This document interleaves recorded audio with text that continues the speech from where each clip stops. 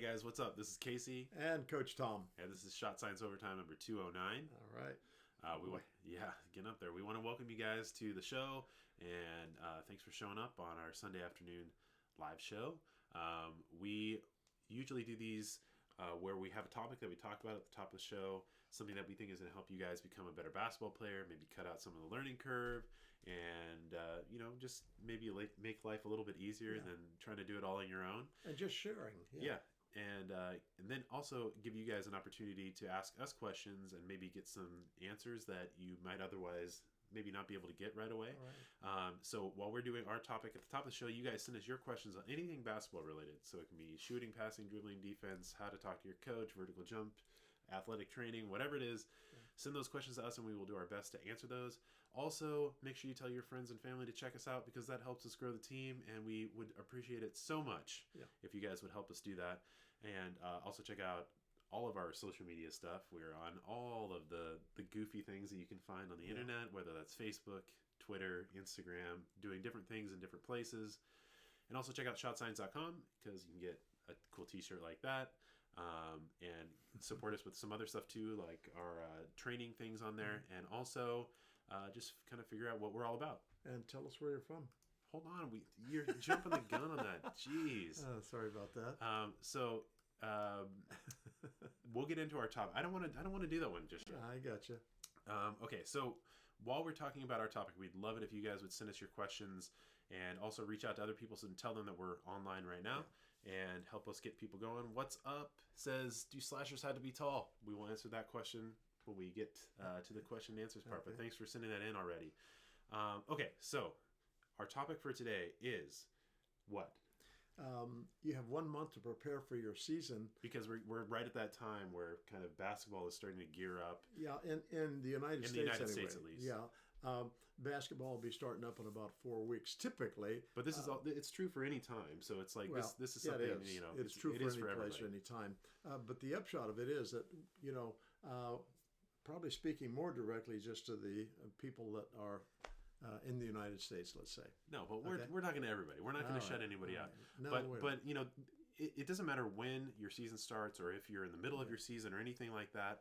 But these are all things that will help you no matter what time it is. But it's always good to keep those in the forefront of your mind when you're preparing for the season because, sometimes people panic.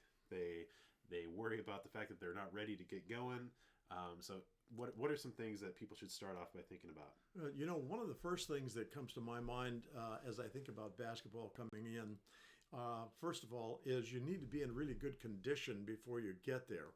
One of the things that happens that really kind of is a negative effect for young players is that they show up and they haven't really put themselves through any kind of a workout that will help them get ready to deal with fatigue, because fatigue will be on you almost from day one if you're not preparing for it. So it's always really a good idea to take care of that conditioning. And now the kind of conditioning that you should do probably is really important as well. One of the things I know, because I hear this a lot, is that coaches have their people go out and they run on the track and they run sprints on the track and they run just long distance just to kind of help themselves get ready for it. But I don't particularly buy into that. One of the things that I think is really important, basketball is a game that's played typically between inline and inline is somewhere between 94 and 100 feet. Okay, that's not very far when you stop and think about it. Maybe 30 yards is about the maximum part of it. So the one thing that I think is really important are those short bursts of speed, and then dial it back and go hard again, and dial it back and go hard again, because that's how the game is played. It's played in a very stop and go. Stop and go, and the fact that you go from almost nothing to full speed, and you're always making changes in those things. So here's the thing, is that your training should reflect what your performance is going to be. And so if you're out there and you're doing this endurance training where you're running miles upon miles, or you're doing a marathon, how does that translate to basketball? It almost doesn't at all, because there's no point during a basketball game where you're just continuously jogging or continuously running or anything like that. You are constantly changing speed, changing directions, You're going from high intensity to low intensity. Right. It's just like if you were to go out and if you were playing football, if you were to train for endurance, that would make zero sense to do Right. that. Right. And so when you're training for basketball and getting ready for conditioning for basketball, you should look at the things that you're doing and apply that kind of thinking to your training. Sure. So if you're going to go out there and just run around a track for an hour, that doesn't translate. But if you're going to go on that track and you're going to sprint the straights and maybe jog the curves, Right. or even better, do something that, typically here in the United States, we call them suicides or ladders, where you're sprinting to the free throw line, touch the line, sprint back, then you sprint up to the half court line, sprint back, sprint to the 3/4 court free throw line, sprint back, sprint full court, sprint back. Yeah. That, and then you rest. I mean, that's going to translate a lot more to a basketball game than, running around the track for an hour. Exactly. And there's lots of changing of direction stuff that you should work on, but that also can tie into your endurance or into your conditioning, where you're doing that continuously, and also it's going to help you functionally. Right. There's another thing that actually it can be done in several ways, but we happen to live on the coast, and so we have access to the beach. And I can remember there were a number of years where I would take my team and we would go to the beach every day. And we'd do different kinds of running. We'd do different kinds of change of direction drills and whatnot in the sand, which really fatigues you pretty quickly. The other thing that you can do is that you can find a place where you've got a hill that you can run. It doesn't need to be 4 miles long. If we've got a little slope or whatnot that you can take and jog up, then sprint up, and jog back down, sprint up again, that really helps to help the legs for just explosion when you're running up and down like that. But that should just be part of the ingredients. Oh yeah, absolutely. When you're looking at conditioning, it should be a very comprehensive approach. Right. You shouldn't just be doing one specific thing, because that again doesn't translate just to basketball. Also, you lose interest and you lose focus and things like that. Right. So it's really important to make sure that you're kind of coming in with varied stuff, and also that the things that you're applying are not things that don't make sense for basketball. Right. So yeah, short sprints, changes of direction, things like that are going to translate much better. And here's the other thing about conditioning is that with a month lead time, you can make a lot of damage in that time period. Oh, you really can, yes. If you wait any longer, you're going to have probably less and less effect. Right. Although when you start your season, you also will be working on conditioning as well. Right. But the earlier you start, the better. So it's not too late to work on that. Absolutely. There's another thing that really would help a bunch too, and that is to get yourself a rope ladder that you can lay out and just work on. That's just footwork, yeah. What's that? That's going to be a lot of footwork. Well, it is a lot of footwork, and that's the thing. And you can use so many different combinations of steps, and that really helps you too. One of the things that we often forget about as players, and not so much for coaches, but players, is that basketball is a foot game as much as it is any other. Well, that's one of the things I was going to say, is that footwork is the other thing that you can work on. Absolutely. So, you have your conditioning and stuff. Footwork is another one where you can do some damage in about a month if you're really working on it. And one of the things that we think is real important too is that when we take and are working on footwork, we work on such things as jump stops and pivots and front pivots and reverse pivots, so that footwork is so important in basketball. And it's amazing to me how oftentimes players do not know how to execute that on the high school level. And it's because they haven't been spent much time even working on it. But that is really important for you in how to use your feet. Or even more advanced footwork stuff like post moves or breakdowns off the dribble and stuff like that. You can always be working on that stuff. I can guarantee you even the top players are working on their footwork still. And so if that's something that you haven't spent much time at, that's a perfect thing to get started working on right now. Yeah, really is. Well, moving on to another area that's real important is we need to really be thinking about how we are as an offensive player. And the things that really come into play is how do we shoot the basketball? And if we're not in a very good position, if we're not shooting the ball very well, you ought to be asking yourself the question, why? And then you ask, what can I do? And you know, these are the kinds of things that we think are real important. Number one, you don't want to be a one-trick pony. And a one-trick pony comment is going in this direction, that you can shoot the ball really well, but you can't get to the basket. And so when we're teaching people what to do, we want to teach them, number one, how to shoot the ball well. And if they spend their time on it, they usually end up being able to do that pretty darn good. Some better than others, but pretty darn good. And again, with a month lead time, you can work on your shot. Yep. If you start waiting a little bit longer, it's going to be harder to integrate any changes into your ability to put that into your gameplay. So it is, because you know, we develop muscle memory for those kinds Yeah. of things, and everybody that comes into the gym has a muscle memory pattern for shooting the basketball, both with their arms, hands, and their feet.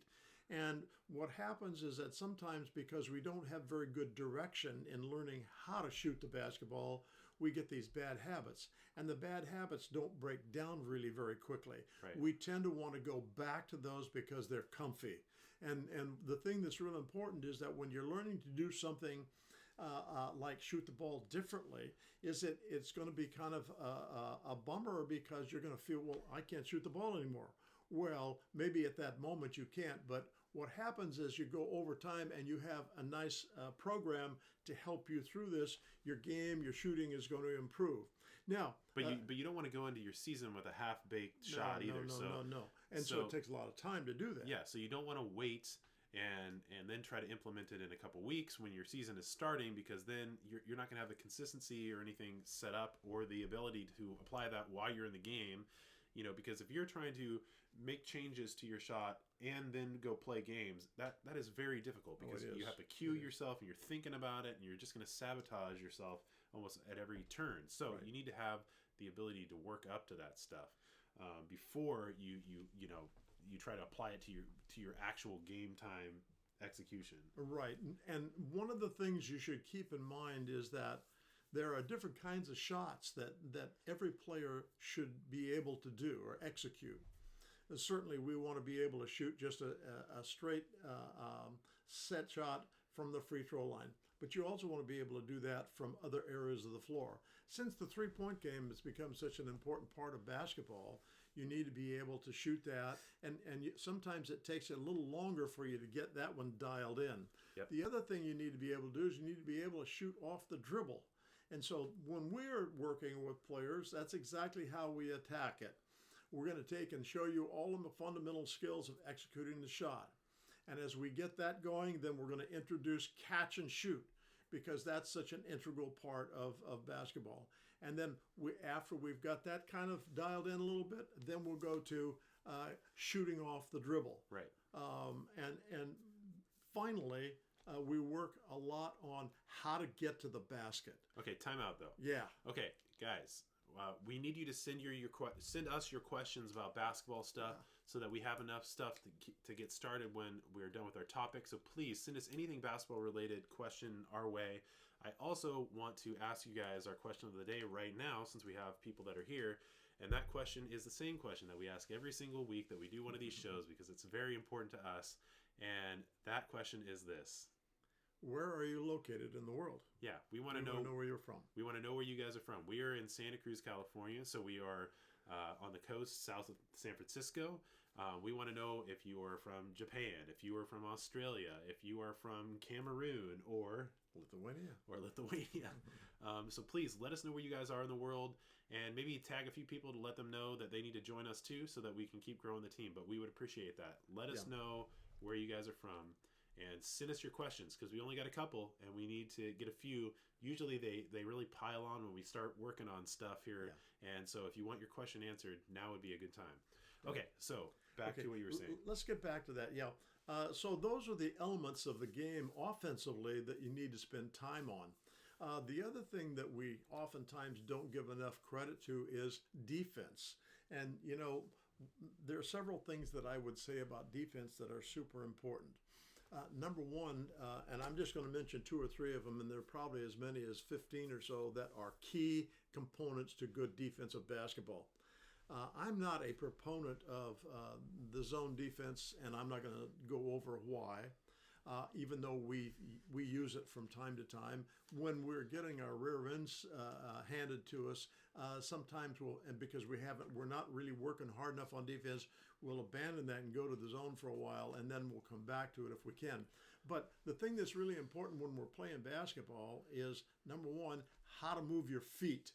And oftentimes we'll take and do a drill that we like a lot, and that is you take and grab both hands and you grab the back of your shorts behind you, and then you just work on your slides, not using your hands or arms at all, just working on your slides. And so footwork there is real important. Another thing that's really important is learning how to communicate with your teammates. And communication, well, that throws us into like the intangible categories. Well, and but it's no, but important. I mean this is something where it's something that you can work on and build in that month leading up that maybe you haven't really been addressing, and so it's very important. Well, one of the things that drives me up the wall is we'll have a player who will close out on defense, and they're going ball, ball, ball, ball. Well, what does that serve? And that's from the basketball camp drill. I know. And here I am. I'm a help defender, maybe on the other side of the court, and I should be communicating to the person who is defensing the basketball that here comes a screen left, screen right.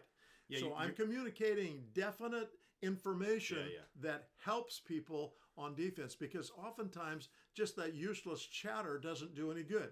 We have a couple of spots that we talk on defense. They're low hole and high hole.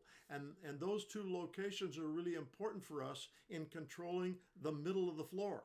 Yep. And what happens is that if I'm on a help side, now this is how we teach it. Not everybody teaches this way. We want those players to get to the split line, and they're communicating where they are to the defense or to the other defenders. I got you on the left, I'm a high hole, yep. And the other person is letting you know I'm at low hole. That way you know where people are, and you're communicating information to them that is meaningful rather than just dumb chatter that doesn't do you any good. Sometimes coaches will say, let's talk it up out there, and then you hear all this chatter that doesn't mean anything.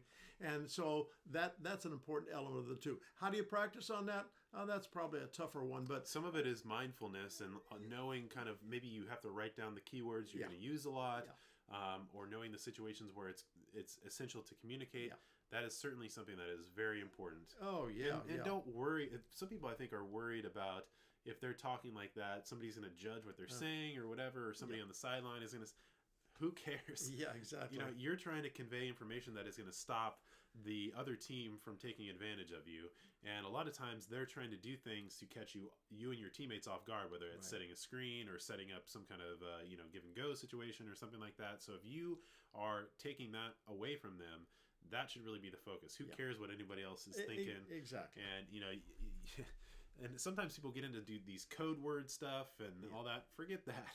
Yeah. Just, if you're saying it plainly, that's going to be way more helpful. Yeah, it really is. Okay, now let's take or at least have the vocabulary set up ahead of time, like you were saying, high hole, low hole. Yeah. I mean, if you set that up with your teammates beforehand and you use that terminology, then that's fine. But if you're saying blue rabbit, green fork, with all that kind of stuff, I mean, that's not going to help you. Yeah, and so communication, another important element on defense. The intangible, the intangible, and the other thing is understanding where you need to get to on help defense. And I'm not going to go any further than this, but the thing that you want to think about in help defense is this. I'm going to get off of my person that doesn't have the basketball, but still respect that they're there and have vision on them and the basketball. One of the things that I see so much, even with more mature players, is the head is on a swivel like this. And smart basketball players will take advantage of that. They'll see you look away and they'll go, and you turn back around and they're not there anymore. Yep. And so we have to pick out that point that's somewhere out there on the other end of the floor where we can see the basketball and our own player. Because if you're moving your head, you're moving your blind spot every time you're doing it. Yeah. And so that's very easy to take advantage of. If you're able to have that soft focus, you can see basically 180 degrees that way. You can. And so that's basically everything in front of you. But if you're turning and you have to look, that 180 degrees shifts with your head. And so if you turn this way, something over here, I can't see that anymore. Well, let me kind of run this by real quick, and then we'll move on.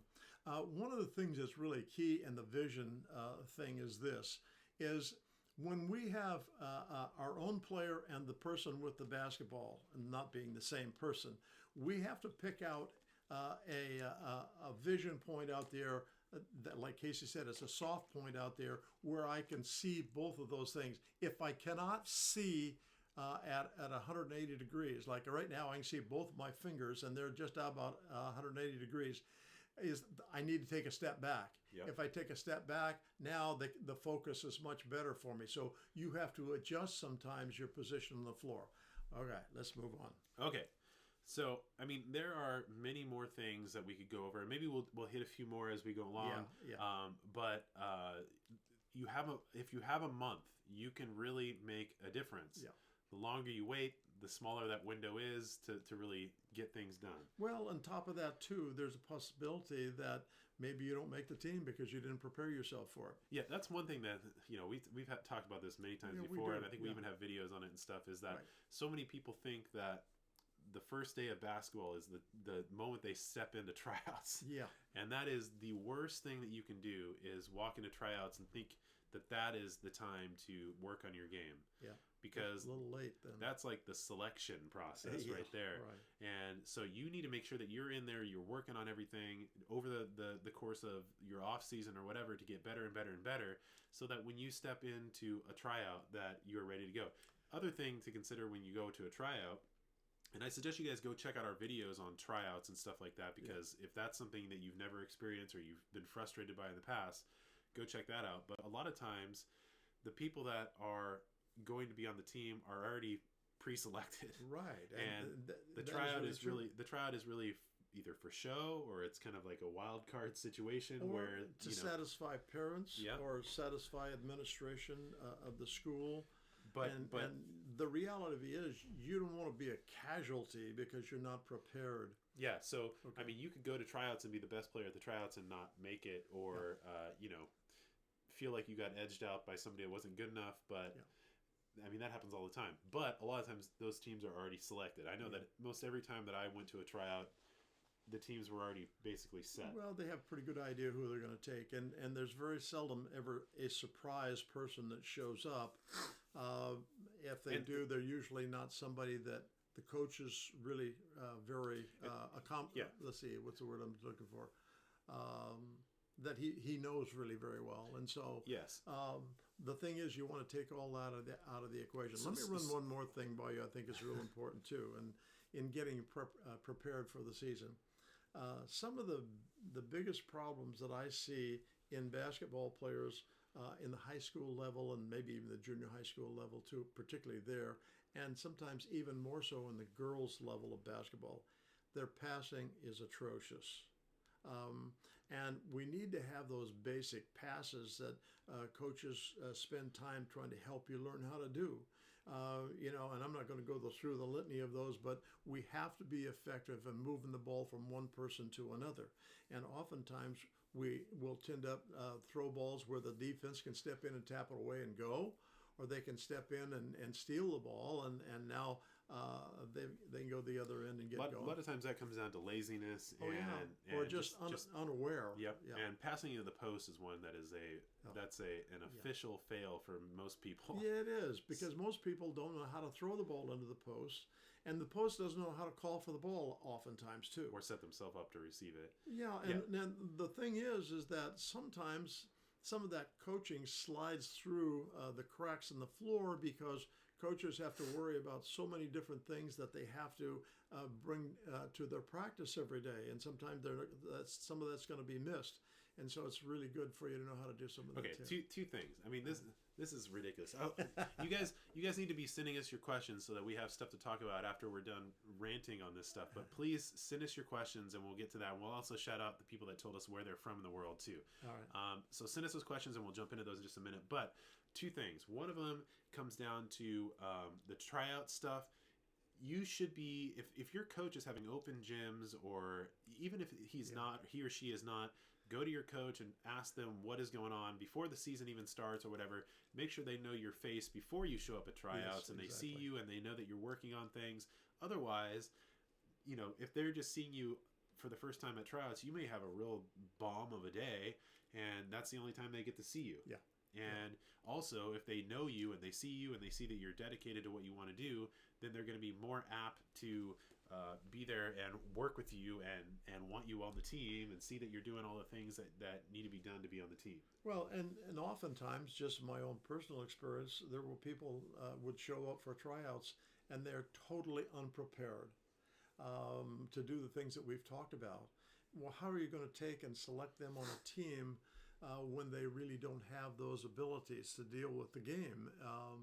In other words, that's kind of not only cheating them, but it's cheating everybody else that they're playing with if they're incapable of playing an effective game of basketball. So that's real important to be ready when you get there. Walk in, be in shape, have some skills, show the skills. All that's real important. Right. And I can't remember what the second thing was, but it'll probably come to me at some point. All right. Okay, so we'll jump into answering your guys' questions. That doesn't mean that what we were talking about is shut down, because we might talk about some more stuff. Sure. But please send us your questions, and let's jump into saying where some of these people are that sent us where they're from in the world. This is from James Hurley, who's from Sydney, Australia. The Romaine 71193 is from Brooklyn, New York. VJ is from Riverside. Gilbo Sagra is from Milan, Italy. I Certified is from New Jersey. El Shan or Seon is from Chile. Omar Tade is from Mumbai, India. What's Up is from Worcester, England. Yeah, cool. Awesome, you guys. Keep sending us where you guys are from. That's great. That's fun for us to hear that we have a chance to connect with people from every place in the world. Well, there's some places where we can't connect because it just doesn't work. Okay, we have a couple questions from What's Up, but let's jump into the first one they asked, and this one is, do slashers have to be tall? Do what? Slashers? Yeah. Well, I'm expecting you're thinking about that person that gets to the basket. You don't have to be tall. One of the things that's really important, though, is in getting to the basket is this. You know that if you go to the basket, they're going to be defending, and it's not going to be just one-on-one typically. There's going to be somebody who is going to step in, and if the defense is worth their salt, somebody's going to step in and they're going to try and help out, so it's more difficult for you to finish there. So you have to have some way that you can either make a move, and I'll tell you a couple of those as you go in the basket. And you don't want to be right up against the defender when you try to execute moves. One of the things that we had a young lady this last season, she was really pretty good at attacking the basket, but she would get right up against them before she tried to execute any kind of change of direction, and they kept taking the ball away, knocking the ball out of her hand. So the things that are really important is that you take a long first step when you attack. And this is anytime you attack the basket. And this is us talking now. If I'm going to take and put the ball on the floor, the only reason I'm going to put it on the floor is I'm going to attack the defender. Okay, and I may go all the way. I may pull up and shoot a jump shot, but we want to do it in this manner. Well, people should always know that your first step, that step that you have, is the most important one. Yes. It's your most valuable thing that you have. Yep. So don't just give it up. Right. For nothing. And that first step should be a long step. And if you watch Kyrie Irving and people like that who can really get to the basket, that's one of the things that they live with, is the fact that they put your defense in trouble the first step. Yep. And the second thing that's really important is that you want to take a long dribble, and it can be a little bit taller. And now, typically, we're talking about players who've got the ball somewhere around their mid-thigh or belt line. that's where their passing, their dribbling usually is. But when you are reaching out, you want to have just a split second more. If you let the ball come up just a little bit, then that will make it easier for you to get there. The other thing is this: if you take that long step and that long dribble, you're going to force that defender to have to turn. And when they have to turn to stay up with you, you're going to take advantage of them. So that particular technique is really important. And we've got that on one of our videos if you want to have more of an explanation of how to do it. Right, the long 101. Yeah. And here's the other thing, too. So many people get caught up in their height and, specifically things that they have no control over or can't change.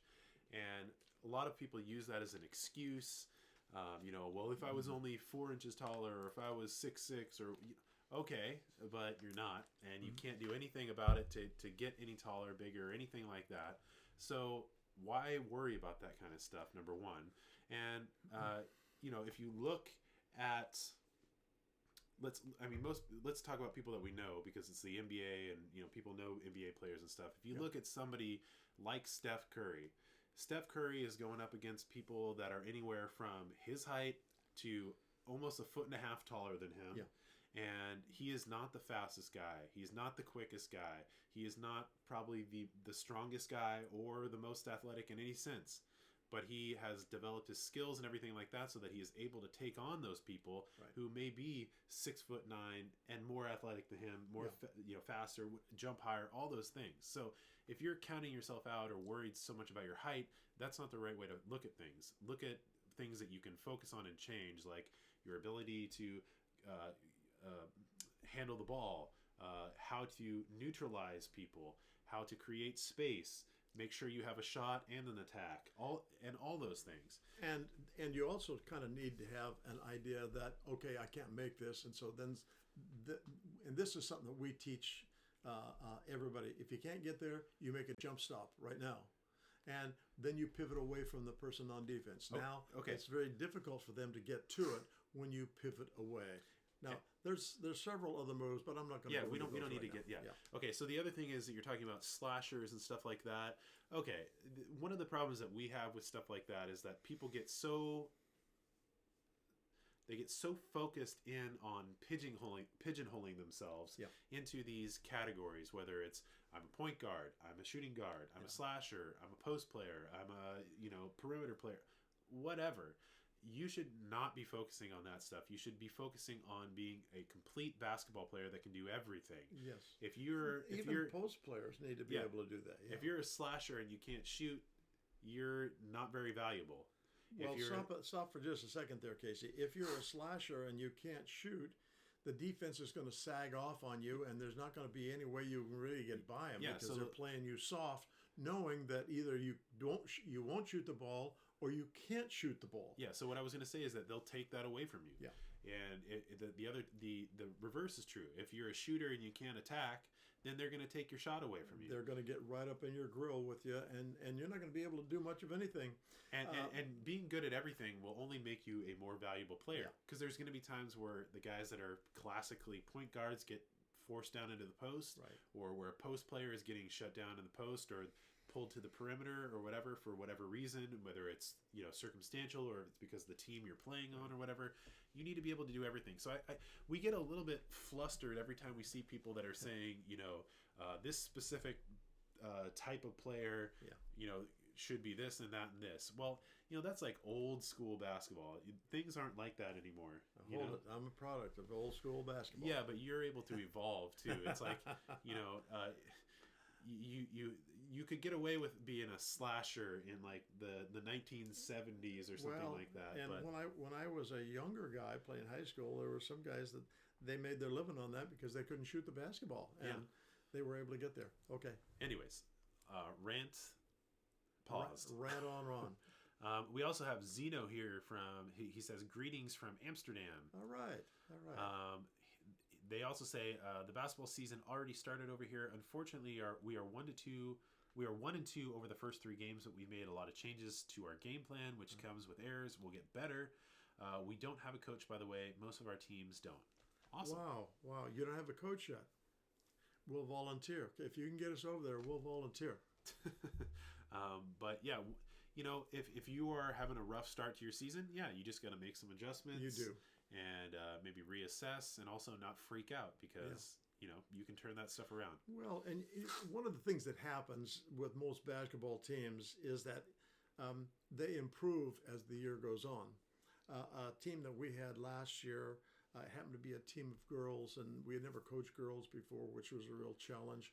But anyway, we had several players that were really pretty good players, but none of them meshed very well together. And so what we did is we just spent a lot of time just working on fundamental skills and that sort of thing. And we paid the price for it in the first 3 or 4 games. And then all of a sudden you could see that starting to come into play. And we ended up going, I think, 17-9 or something like that, and winning a co-championship of a group that started out just being, oh boy. And not because of great coaching, it's just about, it has more to do with just organization and making sure that you coach people up on what they need to be able to do. That's really key. Okay, here's one from Kyle N, who says, what if the coach put you in a position you have no interest in? I love this one. Now, Casey alluded to this a little bit a while ago, but I'm going to take it a little bit further. When you go out for basketball, you want to go out there to be a basketball player. We had a young lady on our team last year that was so undone because we had 3 people playing at the same spot that she was playing at. She missed practice quite often, and then she had excuses this way and that way, and so we couldn't really use her there because she wasn't there enough. And so we started using her to post player. And she wasn't real big, but she was adequate, but not real big. And so the upshot of it is that she whined and complained. And we just said, hey, you don't tell us where you play. We're going to tell you where we want you to play. And if you don't want to play there, then see you later. And finally she started to come around a little bit and quit whining about it. But here's the thing. Coaches are looking for people who can play basketball. And you might have a guy who is 6'10" on your team, and he's a horrible post. He can't really rebound very well, but he can shoot the crap out of the basketball. Where are you going to put him? You're going to put him down in the basket where he can't do anything offensively? Okay. Or are you going to take and put him where you can use the fact that he can shoot the 3 ball? I know what my decision is going to be. And so you as a coach, you're trying to fit players together where you can be effective as a unit, not just one person being able to do one thing. Well, I mean, yes.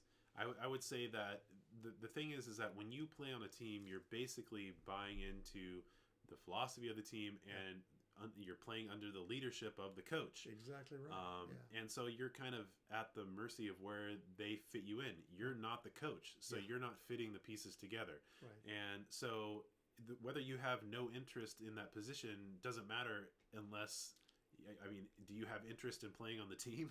Well, that was the other thing that we kind of posed to this young lady. Well, okay, here are the choices. You play where we want you to play, or you might as well take a powder. But that's the reason why there's a coach, is because everybody has an opinion. And everybody feels like they know what is the best move and all that stuff. And maybe your opinion is better, but you're not the coach. Not the coach. And for me, one of the reasons, or one of the things that I dealt with a lot was that when I was going through high school, I was probably the strongest, most athletic and dedicated of everybody, and so I was forced to play inside and play in a post position, even though I was only 6 feet tall at that time. I've grown a little bit since then, but I was 6 feet tall, and we had guys on our team that were 6'5" and 6'6", and I was the one that was playing inside because I was the one that was able to get stuff done in there. And it sucked because I didn't play that way growing up, really. I played more of a perimeter position, but that was where I had to fit in the team. Right. But, one of the things that you can do if you're in that position and you really don't like it and stuff like that, you can talk to your coach, but you can't go in expecting that anything's going to change or that you're entitled to a change. You could go to your coach and say, hey, coach, I would really love if maybe we could try, if I could try maybe playing at this position, maybe maybe a little bit, maybe start in practice or do something like that. And they might be like, nope, not going to happen. And you got to be like, oh, okay, cool. And well, some coaches would say, okay, we'll do that. Yeah. And if it were me, that's probably what I say. Okay, we'll give you a shot there and see what you can do. But you can't expect that's going to happen. Yeah. But you might be a 2 guard in your own mind, but not in my mind. Maybe you're a 3, maybe you're a 1, maybe you're a 4. And I will make that decision as the coach of where we need to have you play. And the thing is, too, is that, you can really have that screw with your mentality of how you play and stuff, too, which I certainly did to a degree myself, where it was extremely frustrating because I was this guy that was going up against the teams that we played. There were some guys that were 6'8" and 6'9", and I'm the 6-footer that's going up against these guys. So that's something that it wore down on me a lot. Yeah. And, I let it get to me when I should have just refocused the way that I was going about it. Yeah. And I probably could have made something better out of it. But if it's you should really worry more about getting the playing time and helping your team be successful. Winning really makes everything better. Well, it does. And the other thing is that if you have to play in a position where the coach wants you to play, because maybe he's got 4 people that are in line to play that position, and you're number 4. But he's got only 1 or 2, okay, and he wants to put you there, buy into that right now. Don't waste time. And if you don't have the skills, work on the skills. Yeah, and again, it also comes down to preparation again. It's like, okay, if you're able to do all the things that a person at the position you'd like to play does, then you're going to be able to step into that position way more easily. Right. And so, if you want to be a shooting guard and your shot is not up to par to where the other guys is, then, you probably don't deserve that spot. Yeah. Okay, so let's move on.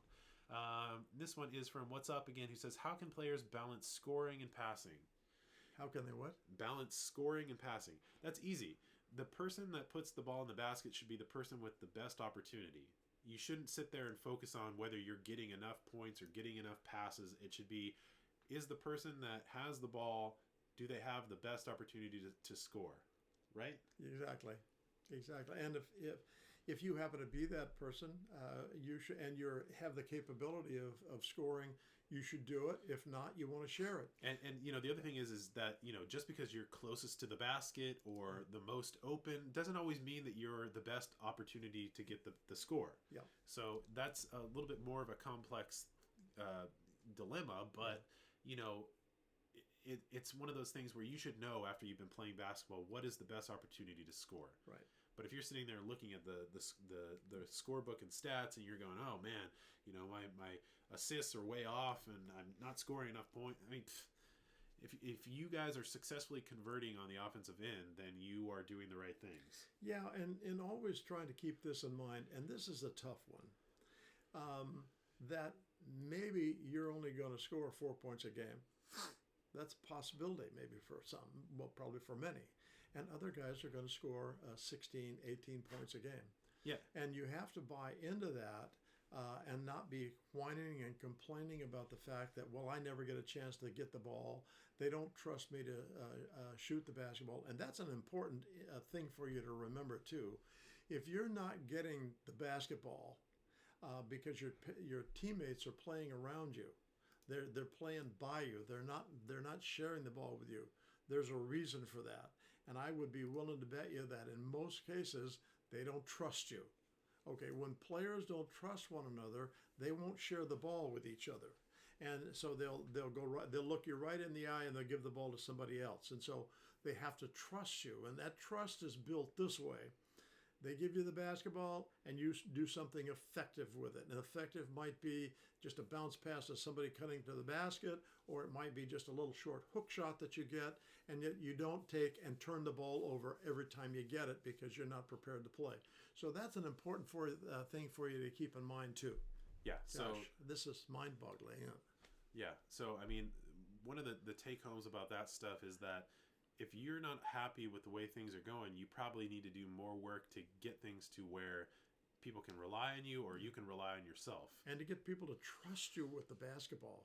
Yep. If we have somebody who's got really bad handles and they want to dribble the ball every time they get it, they turn it over, I'm not going to share it with them either. I don't trust them. I'm not going to share it with them. Yeah. Let's see. This one is from Docs on the Rocks, who says, "Can you teach speed?" You know, you can improve your speed through just working on different sprints and leg exercises and running hills and stuff like that. Just by improving the power and strength in your legs, you can improve that speed a little bit. Yeah, I mean, it's not like you could take and if you're capable of running, let's say a 10-second 100-meter dash.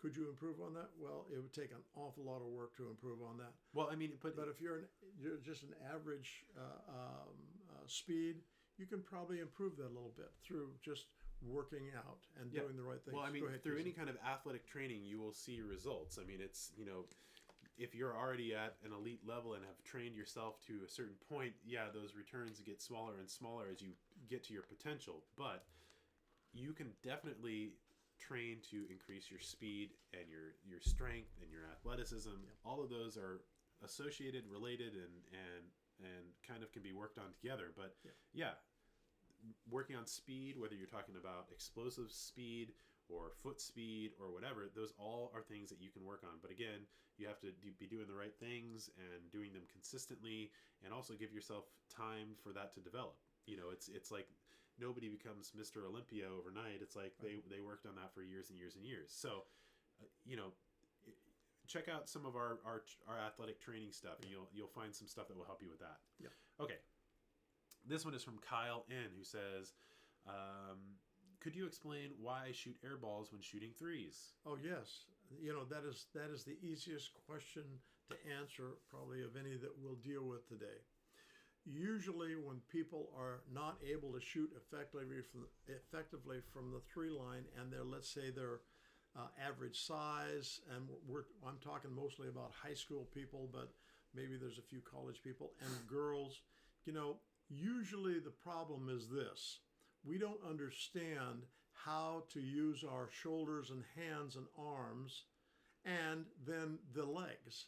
When we are shooting a basketball, we have a student that's 26 years old who's kind of learning how to do this, and his problem is that he wants to be able to shoot the three ball, and what happens is he does what we call a two-part shot. Part one is where the legs extend. Once the legs are completely extended, they offer zero power after that. And so then the arms take over. And when we're talking about the legs and having about 80% of the power, the other 20% is coming from our arms, typically just one arm, okay, and one hand. And the hand doesn't offer very much. So what happens is that ball, when we shoot it in a two-part shot, the ball will almost always be flat in its arc to the basket, and it will almost always be short, okay? And that's a frustrating thing for him. We spent a whole bunch of time with him yesterday, and finally he started to figure it out. He needed to release the ball sooner. And what he was doing is he would jump and he'd pause, and the pause is just so short you could hardly even understand it. But then when we go to shoot, there's nothing there. So what you want to do is what we call a one-part shot. And that is that ball is on its way before you reach the top of your jump. Okay, it doesn't have to, the stroke is on its way. The shot itself doesn't have to be released that early, but the shot is on its way as your legs are driving you up. And that way you connect that 20% of power from your arms and whatnot to the 80% power of your legs. You'll be really surprised what happens. Now, how do you know what's going on? Well, here's the deal. If you're feeling, and I'm talking about when you're shooting the ball, if you're feeling that the ball is underpowered, it's because you have a two-part shot. I have no question in my mind that's the biggest problem for people. And as soon as you get that, so it is a one-part shot, it's going to feel really effortless. Yeah, well, okay. I would say that if you're coming up and you're airballing shots, especially from long range, it's because you're underpowered. Yep. And so, like you said, that is probably the number one thing is connectivity and putting all the pieces together and all that. I think one of the ways that you address that is that instead of shooting the short shots and then running out to the 3-point line, that you start out real close and you work on the form shooting drill and you master in those close ranges first. So, you're 3 feet away from the basket, master that, take a step back, you're 5 feet away from the basket, master that. And, by master, I mean in that, half circle around the basketball hoop. And then you work yourself back progressively, step by step. And, maybe that takes you a week or whatever. But, I mean, you should be hitting all those shots before you start stepping back. And eventually you'll get yourself back to that 3-point line and beyond it. And you will have put in the work to have the power, to have the connectivity, to have the mechanics and everything in line, where when you shoot that 5-foot shot, it's the same when you shoot the 25-foot shot, because you put in the work instead of you putting up the 5-foot shot and it looks nice, and you go back and you have to heave the 25-foot because you didn't work on developing your ability to get the right power. So really work on that progressively instead of just trying to take a shortcut, because the shortcut doesn't work. Yeah, well, I think an important thing for you to remember, and this is, I know we're speaking to a whole bunch of people here, but I'm speaking to everybody. We never hear from coaches about the fact that the shot has to feel effortless for it to be able to reach the basket. We don't know that. So that's one of the things that we talk about with everybody, is that if the ball is short and flat, does it feel underpowered? And without question, the answer is yes, it feels underpowered. Okay, here's what you need to do so that it won't be underpowered. And that's the things that we talked about, making it a 1-part shot. And as soon as it becomes a 1-part shot, you'll be really amazed at how effective your shot's going to become. Yeah, and we talk about it all the time too, about how your lower body, like your legs and your core and all that, need to be the powerhouse, and your upper body needs to be the delivery system that isn't trying to muscle anything to the basket, because if you're using your upper body for the muscling, you lose your accuracy. Well, and it just goes south on you. Yeah. And so you need to make sure that you are really just using your legs to generate almost all of the power. Right. And that's why when you step back to that 25-foot mark, your shot basically looks the same, except for you are using more leg drive than you are anything in the upper body. That's why go look at Steph Curry or Klay Thompson or fill in the blank good shooter.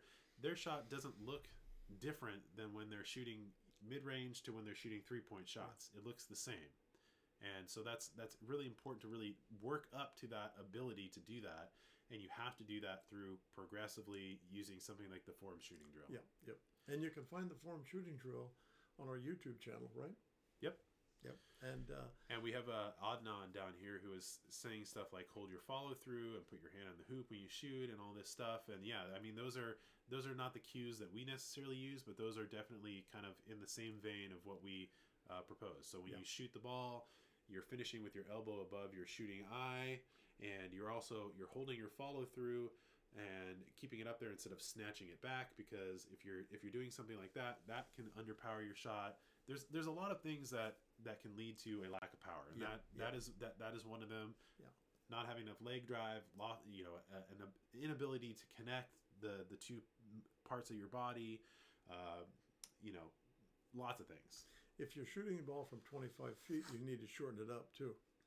Well, I said 25 feet. I know, but you don't want to be shooting from that far out. Otherwise, the coach will have a quick hook on you, and you'll be sitting next to him on the bench. Okay, go ahead. Yeah, well, you have to work on developing your range. Maybe 25 feet will eventually be in there, but it's just one of those things. A lot of times you see people, especially when they're warming up, it's like they're doing layups, and then all of a sudden they're shooting from 25 feet, and it's like, okay, if you're shooting that in the game, yeah.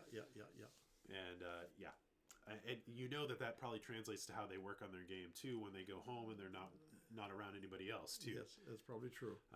Okay, so I think that's gonna be the last question for us today. If you guys have questions, please send them to us, and we will try our best to answer them, whether that's on Twitter or Instagram or Facebook or whatever. Please send those to us. Make sure. And is this a good time each Sunday? Yeah, I mean we're going to try to be around on Sundays at this time, And make sure you guys come back and check it out. Make sure you follow us on all those places. That would be wonderful. Make sure you check out shotscience.com for all of our Shot Science swag stuff. I mean, if you buy shirts and stuff, that really helps us out. And if you take a picture of yourself with a shirt on, we will obviously post that on our Facebook page with like 2 million people, or on our Instagram page. And it really helps support what we're doing. Yeah. If you guys want to answer your question for today, our question of the day is, where are you guys from in the world? That would be awesome, because we'd love to hear where you guys are from. And also, let's have a second question, and that is, what is one thing that you need to work on before the next season starts? Or if your season is already ongoing, what is one thing that you really wish you would have worked on? Yeah. So leave us those questions, and we would really appreciate that. And tell your friends and family to check out Shot Science. Yeah. Okay? And if we didn't answer your question, it's not because we don't like you. It's because we ran out of time. Yeah. And we will catch you guys on the next one. All right. Thanks, guys. All right. See you later. Bye.